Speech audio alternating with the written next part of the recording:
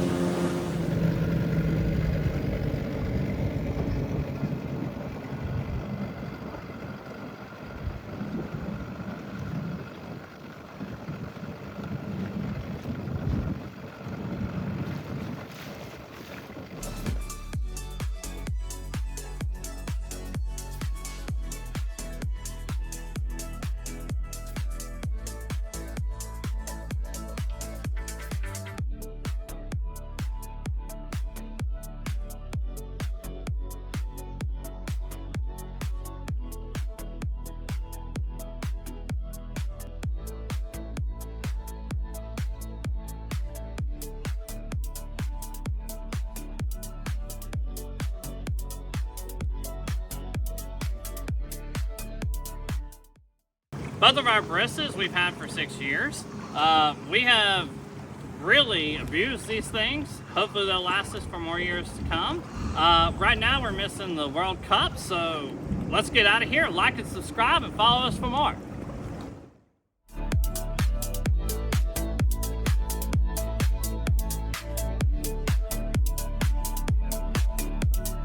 Comment who you want to win, Spain or Argentina, even though this video is going to come out probably after we're finished, because we're headed to go watch her now.